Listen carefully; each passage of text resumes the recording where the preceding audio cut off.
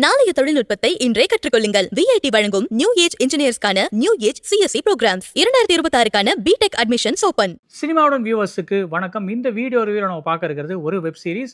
நெட்ஃப்ளிக்ஸோட பெருமை மிகு படைப்பான Stranger things season 5 தான். சீசன் 5 அப்படிங்கிறது இறுதி சீசன் அப்படிங்கிறது முன்னாடியே சொல்லிட்டாங்க. ஸோ அந்த இறுதி சீசன் எப்படி இருந்தது, இந்த கதைக்கு இந்த ஹாக்கின்ஸோட இந்த லெஜெண்டரி ஸ்டோரிக்கு எப்படியான ஒரு முடிவை கொடுத்துருக்காங்க, அது எப்படி இருந்தது, இதெல்லாமே இந்த ரிவ்யூவில் பார்க்கலாம். அதுக்கு முன்னாடி இந்த வெப் சீரிஸ் அப்படிங்கிற ஒரு விஷயம் பார்த்தாலே முதல் 4 சீசனில் முதல் ஒரு 2 சீசனில் நல்ல ஒரு அவுட்புட் கொடுத்துருப்பாங்க. போக போக போக அந்த அவுட்புட் கொஞ்சம் கிரிட்டிசிசம் ஃபேஸ் பண்ணுற மாதிரியான ஒரு சிச்சுவேஷன் வந்துடும். டேக்கன் ஃபார் கிராண்டட் மாதிரி இல்லை ஃபில்லர்ஸ் எபிசோடு மாதிரி நிறைய ஆட் பண்ணிட்டே போவாங்க. அது ஓரளவு அந்த ரசிகர்களை திருப்திப்படுத்த ஒரு மனநிலைக்கு கொண்டு போயிடும். இந்த ஸ்ட்ரேஞ்சர் திங்ஸ் அப்படி இருந்ததா, இல்லை அந்த ஃபஸ்ட்டு 4 சீசனில் கிடைச்ச மொமெண்டத்தை இதுலேயும் கன்டினியூ பண்ணி ஒரு அட்டகாசமான ஒரு சீசனாக இதை கொடுத்துருக்காங்களா, இதெல்லாமும் இந்த ரிவ்யூவில் பார்க்கலாம். வாங்க ரிவ்யூக்குள்ளே போகலாம். இந்த சீசனோட பிளாட் லைன் என்ன அப்படிங்கிறத முடிஞ்சளவு ஸ்பாய்லர்ஸ் இல்லாமல் சொல்ல ட்ரை பண்ணுறேன். 4th சீசனோட இறுதியில் ஹாக்கின்ஸே இரண்டாக பிளக்கப்பட்டது இல்லையா. ஸோ அதுக்கப்புறம் நடக்கிற ஈவெண்ட்ஸ் தான் இந்த சீசன். இதில் 1987 நடக்கிற கதையில் நம்ம ஸ்ட்ரேஞ்சர் திங்ஸோட அந்த ஹீரோ குரூப்ஸ் என்ன பண்ணுறாங்க அப்படின்னா, இந்த ரிஃப்ட் வழியாக இந்த வெக்னா எங்கே இருக்கார் அப்படின்னு தேடுற ஒரு மிஷனில் இறங்குறாங்க. கிரால் அப்படிங்கிற பேரில் வெக்னாவை தேடி அலைஞ்சிக்கிட்டே இருக்காங்க. இதுக்கிடையில் சிட்டியவே டோட்டலாக, அதாவது டவுனவே டோட்டலாக குவாரண்டைன் பண்ணி மிலிட்ரி டோட்டலாக கண்ட்ரோல் எடுத்துறாங்க. 11 அப்படிங்கிற அந்த ஹீரோ கேரக்டரையும் தேட ஆரம்பிக்கிறாங்க. அந்த பொண்ணு இங்கே தான் எங்கேயோ ஒளிஞ்சிருக்கான்னு சொல்லி அந்த பொண்ணை ஒரு மிஷனுக்காக அவங்க தேட ஆரம்பிக்கிறாங்க. இதுக்கு இடையில அங்கே இருக்கிற அந்த டவுனில் இருக்கிற மற்ற குழந்தைகள் அங்கங்கே சில பேர் கிட்னாப் பண்ணப்படுறாங்க. அவங்கள வாட்ஸ்இட் அப்படிங்கிற ஒரு மிஸ்டீரியஸான ஒரு கேரக்டர் மீட் பண்ணுறாங்க அப்படிங்கிற தகவலும் நம்ம ஹீரோ குரூப்ஸுக்கு தெரிய வருது. ஸோ அதனால அவங்க என்ன பண்ணாங்க, அந்த வாட்ஸ்இட் யார் அப்படிங்கிறத கண்டுபிடிச்சாங்களா இல்லையா, முக்கியமாக வெக்னாவை அவங்க வீழ்த்துறதுக்கு எந்த மாதிரியான ஒரு பிளான் வச்சுருக்காங்க, அது ஒர்க் அவுட் ஆச்சா இல்லையா, இதுக்கிடையில் குறுக்கால வர அந்த மிலிட்ரியை எப்படி ஹேண்டில் பண்ணாங்க, இதெல்லாம் சொல்கிற சீசன் தான் இந்த ஸ்ட்ரேஞ்சர் திங்ஸ் சீசன் 5. இந்த சீசனில் நடிகர்களோட பங்களிப்பெல்லாம் எப்படி இருந்துச்சு அப்படிங்கிறத பார்த்தலாம். முதல்ல சீனியர்ஸ் வினோனா ரைடர் தன்னோட பங்களிப்பை சிறப்பாக கொடுத்துருக்காங்க. எகெயின் அவங்களோட எக்ஸ்பீரியன்ஸே இதில் காட்டியிருக்காங்க. ஓவர் ப்ரொடக்டிவ் மெத்தடாக வில் மேலே பாசம் காட்டுறதா இருக்கட்டும், அண்ட் ஒரு கட்டத்தில் உண்மையை உணர்ந்து வில்லுக்கான ஸ்பேஸை கொடுத்து அவர் சாதிக்கிறதுக்கு ஹெல்ப் பண்ணுறதா இருக்கட்டும், இந்த மாதிரியான ஒரு டிரான்ஸ்ஃபர்மேஷனை நல்லாவே தெரியல கொண்டு வந்திருக்காங்க. On the other hand David ஹார்பரோட அந்த ரோல் இந்த சீசன்லையும் அதே மாதிரி முன்னாடி சீசனில் எப்படி இருந்துச்சோ அதே ஃப்ளோவில் தான் கண்டினியூ ஆகுது. எகெயின் அந்த ஓவர் ப்ரொடக்டிவ் ஃபாதர் எல் மேலே பாசமாக இருக்கிறது, எல் ஒரு சூப்பர் ஹியூமன் அப்படின்னாலுமே அவங்கள ரொம்ப பொத்தி பாதுகாக்கிறது, அந்த கேரக்டர் ட்ரைட்டை அப்படியே மெயின்டைன் பண்ணுறாரு. ஆக்ஷன் காட்சிகளில் சிறப்பாகவே பண்ணியிருக்காரு, அதுக்கு நிச்சயமாக பாராட்டுகள். அண்டு முறைவாக நடிச்சிருக்கிற பிரெட் கெல்மேன் எகெயின் ஒரு நல்லதொரு பர்ஃபார்மன்ஸ், அங்கங்கே ஹியூமருக்கும் நல்லாவே ஹெல்ப் பண்ணியிருக்காரு.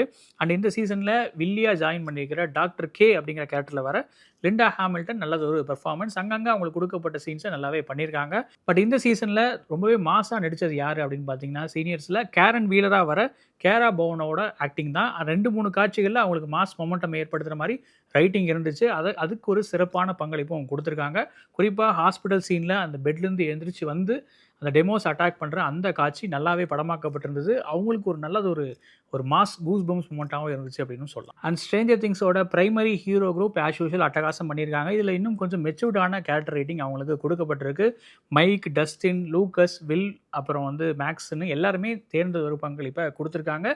இதில் டஸ்டினோட கேரக்டர் மட்டும் கொஞ்சம் மெச்சூர்டாக ரொம்ப போயிட்ட மாதிரி எனக்கு ஃபீல் ஆச்சு. ஏன்னா டஸ்டினில் இருக்கிறதே அந்த ஒரு மிஸ்டீவ்னஸ் தான், அது கொஞ்சம் மிஸ் ஆகிட்ட ஒரு ஃபீல் இருக்குது. மேபி அவர் வளர்ந்துட்டார் அப்படிங்கிறதுனால அந்த மாதிரி ஒரு கேரக்டர் ட்ரைட் கொடுத்தாங்களான்னு தெரியல. பட் அது இன்னும் கொஞ்சம் பழைய ஃப்ளேவரில் இருந்திருக்கலாமோ அப்படிங்கிற ஒரு ஆதங்கத்தை கொடுத்தது. மற்றபடி பெர்ஃபார்மன்ஸ் வைஸ் எல்லாருமே சிறப்பாக பண்ணியிருந்தாங்க. அண்ட் இந்த சீசனோட ஸ்டார் நிச்சயமாக வில் தான். வில்லோட அந்த டிரான்ஸ்ஃபர்மேஷன் சீன், அதை படமாக்கப்பட்ட விதம், அதுக்கு அவர் கொடுத்துருக்கிற பெர்ஃபார்மன்ஸ், இதெல்லாமே ஒரு நல்லதொரு கூஸ் பம்ப்ஸ் மெட்டீரியல். தியேட்டரில் பார்த்துருந்தா சில்லறையை சதற விட்டுருப்பாங்க அப்படின்னு சொல்லுவாங்க இல்லையா, அந்த மாதிரி ஒரு மீமுக்கு ஒரு எடுத்துக்காட்டாக இருக்கும் அப்படின்னு சொல்லலாம். அவரோட அந்த வில் டிரான்ஸ்ஃபர்மேஷன் சீனும் பயங்கரமாக வைரலாக இருக்கும். அது ஆல்ரெடி பார்த்துருப்பீங்க. நல்லதொரு பெர்ஃபார்மன்ஸ் எல்லாம் ஓவராலாகவே. அதே மாதிரி அவர் அந்த கன்ஃபெஷன் பண்ணுவார், கம்மிங் அவுட் சீன் ஒன்று அவருக்கு இருக்கும். அதுலேயுமே அந்த எமோஷனலாகவும் சிறப்பான ஒரு பங்களிப்பை கொடுத்துருந்தாரு. நிச்சயமாக அவரோட ஒரு ஃபிலிமோகிராஃபியில் இது முக்கியமான இடம் வகிக்கும் அப்படின்னு சொல்லலாம். நான்சி அண்ட் ஜொனதன் பேரில் ஜொனதனுக்கு கொஞ்சம் கம்மியான காட்சிகள் தான், பட் நான்சிக்கு நல்லதொரு சாலிட் ரைட்டிங் இருந்தது. அந்த அன்ப்ரப்போசல் சீனில் 2 பேருமே நல்லா நடிச்சிருந்தாங்க. அண்ட் ஸ்டீவ் ஹாரிங்டனுக்கு பக்காவான ஒரு ஃபேன் பேஸ் இருக்குது அப்படிங்கிறது ஆல்ரெடி தெரிஞ்ச விஷயம்தான். அந்த மொமெண்டமை ஜோ கேரி நல்லாவே மெயின்டைன் பண்ணியிருந்தார். எகெயின் டஸ்டினுக்கு உண்டான இவரோட சீன்ஸ் அப்படிங்கிறது இன்னும் கொஞ்சம் நிறையா இருந்திருக்கலாமோ அப்படிங்கிற ஒரு ஆதங்கம் இருந்துச்சு. அவங்க 2 பேர்த்துக்கும் இருந்த கெமிஸ்ட்ரி முந்தைய சீசன்ல நல்லாவே ஒர்க் ஆயிட்டு இருந்தது இல்லையா? இதுல கொஞ்சம் அந்த சீன்ஸ் கம்மியாயிட்ட ஒரு ஃபீல் இருக்கு. பட் வால்யூம் 2ல அது கொஞ்சம் மேக்கப் பண்ண ட்ரை பண்ணியிருக்காங்க. அந்த சீன்ஸும் நல்லாவே எழுதப்பட்டிருந்தது. ஓவராலாவே ஸ்டீவ் ஹேரிங்டனோட அந்த கேரக்டர் ஆர்க்கும் இதுல கொஞ்சம் டெவலப் ஆயிருந்தது. அதுவும் நல்லதொரு ரைட்டிங் அண்ட் நல்லதொரு ஆக்டிங். ராபினா வர மாயா ஹாக் அண்ட் எரிகா சின்க்ளேரா வர பிரியா ஃபெர்கூசன் இவங்களோட பங்களிப்பு அங்கங்க கொடுக்கப்பட்ட காட்சிகள்ல சிறப்பாவே இருந்தது. ராபினுக்கும் நல்லதொரு சப்போர்ட்டிங் ரோல் எழுதப்பட்டிருந்தது. எரிகாவுக்கு இன்னும் காட்சிகள் கொடுத்துருக்கலாமே அப்படிங்கிற ஒரு கொஸ்டினும் இருந்துட்டே தான் இருந்தது. அண்ட் ஹென்ரியா நடிச்சிருக்கிற அந்த ஹென்ரி கிரீல் வெக்னாவா வில்லனா நடிச்சிருக்கிற ஜேமி கேம்பலோட பெர்ஃபார்மன்ஸும் எக்ஸ்ட்ராடினரி. அவரோட டிரான்ஸ்ஃபர்மேஷன் சீன்ஸாக இருக்கட்டும், எமோஷனலி அவர் வந்து ஒரு பின்வாங்குற காட்சிகள்லாம் இதில் கொஞ்சம் அதிகமாகவே இருந்தது. அதாவது வெக்னாக்கு இருக்கிற வீக்னஸை டிஸ்ப்ளே பண்ணுற மாதிரியான காட்சிகள், அதுலேயும் நல்லதொரு எமோஷனல் பெர்ஃபார்மன்ஸை கொடுத்துருந்தாரு. பட் இந்த சீசனோட ஸ்டார்ஸ் இந்த குட்டி குழந்தைகளில் யார் அப்படின்னு பார்த்தா, டெரிக் டான்போவா வர ஜேக்கும் அண்ட் ஹாலி வீலரா வர நெல் ஃபிஷரும் தான். 2 பேரோட கேரக்டரும் எழுதப்பட்ட விதம், இந்த கதைக்கு அவங்க பங்காற்ற விதம், அந்த கேரக்டர்ஸ் இந்த ஸ்டோரியை முன்னெடுத்துட்டு போகிற விதம்னு எக்ஸ்ட்ராடினரி ரைட்டிங். அதை புரிஞ்சுக்கிட்டு 2 பேருமே ரொம்ப ஒரு எக்ஸ்ட்ராடினரி ஒரு பெர்ஃபார்மன்ஸை கொடுத்துருந்தாங்க. குறிப்பாக நெல் ஃபிஷரோட பெர்ஃபார்மன்ஸ் டுவர்ட்ஸ் தி எண்ட், அதாவது லாஸ்ட் ஒரு 2 எபிசோடில் ரொம்பவே எக்ஸ்ட்ராடினரியாக இருந்தது. அவங்களோட அந்த போல்ட்னஸ், அந்த ஆக்டிங், அந்த எல்லாமே ரொம்ப நல்லாவே கிளிக் ஆயிருந்தது. டிப்ஷிட் டெரிக்கா வர ஜேக்கோட பெர்ஃபார்மன்ஸும் நீட்டாகவே இருந்தது. அங்கங்கே டஸ்டின் பண்ண வேண்டிய விஷயங்களை இந்த கேரக்டரை வச்சு பண்ணியிருக்காங்க அப்படிங்கிறதையும் புரிஞ்சுக்க முடிஞ்சது. நல்லதொரு ரைட்டிங். இந்த சீசன் 5ஓட பாசிட்டிவ்ஸ் என்ன அப்படிங்கிறத பார்த்துடலாம். ப்ரொடக்ஷனாகவே 4th சீசன்லேயே நல்லதொரு பிரம்மாண்டத்தை காட்டியிருந்தாங்க. நிறைய விஷயங்கள் புதுசாக பண்ணியிருந்தாங்க. ஒரு ஹாலிவுட் மூவியோட தரத்தில் இந்த ப்ரொடக்ஷன் வேல்யூ இருந்ததுன்னு சொல்லலாம். இதில் இந்த 5th சீசனில் இன்னுமே அதில் கொஞ்சம் வேறு லெவல் போயிருக்காங்க. கொஞ்சம் ஸ்டேக்ஸை இன்னும் ஹையராக கொண்டு போயிருக்காங்க. இந்த ஒரு பெஞ்ச் மார்க் செட் பண்ணுறது அப்படின்னு சொல்லுவாங்க இல்லையா, அந்த மாதிரி வெப் சீரிஸுக்கு ஒரு மிகப்பெரிய பெஞ்ச் மார்க்கை செட் பண்ணியிருக்காங்க அப்படின்னு சொல்லலாம். அதுவும் குறிப்பாக அந்த ஃபினாலே எபிசோடு 2 மணி நேரம் ஓடுற அந்த ஃபினாலே எபிசோடெலாம் அப்படியே ஆஸ்பெக்ட் ரேஷியோ மட்டும் மாற்றி ஐமேக்ஸில் கூட ரிலீஸ் பண்ணலாம். அந்தளவு நல்லது ஒரு குவாலிட்டியான அவுட்புட். கிராஃபிக்ஸ் காட்சிகள் ரொம்ப பிரம்மாண்டமாகவே இருந்தது. கிளைமேக்ஸில் நடக்கிற அந்த மைண்ட் ஃப்ளேயர் கூட அந்த ஃபைட் சீன் ரொம்பவே நல்லா படமாக்கப்பட்டிருந்தது.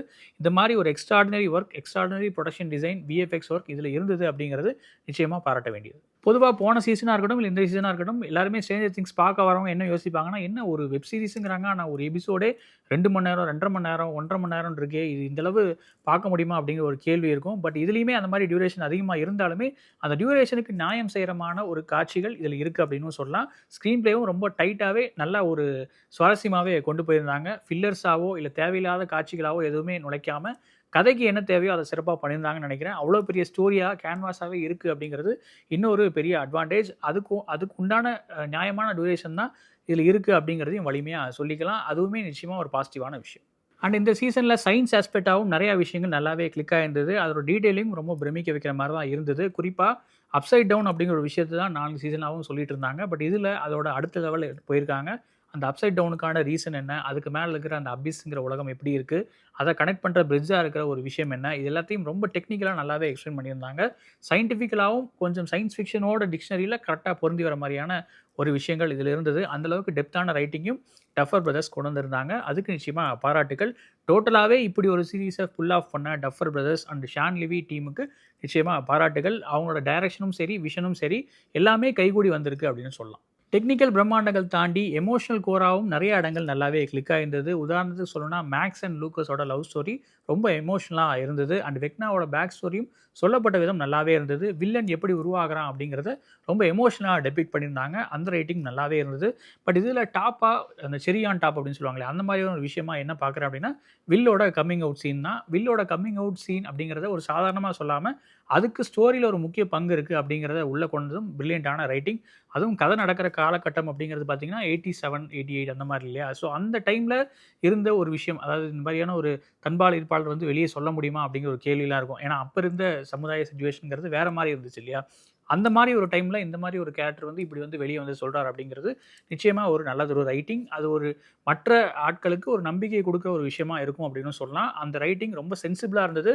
வில் பேசின டயலாக்ஸும் ரொம்ப முதிர்ச்சியாக இருந்தது அப்படின்னு சொல்லலாம். சீரீஸில் எதெல்லாம் பெட்டராக இருந்திருக்கலாம் அப்படிங்கிறத பார்த்துடலாம். எல் அண்ட் ஹாப்பரோட கெமிஸ்ட்ரி என்ன, அவங்களுக்குலாம் அந்த காம்போக்குள்ளே இருக்கிற ஒரு பிளாட் லைன் என்ன அப்படிங்கிறத ஆல்ரெடி 4 சீசனில் நமக்கு வேண்டிய அளவு அடித்து துவைச்சிட்டாங்க.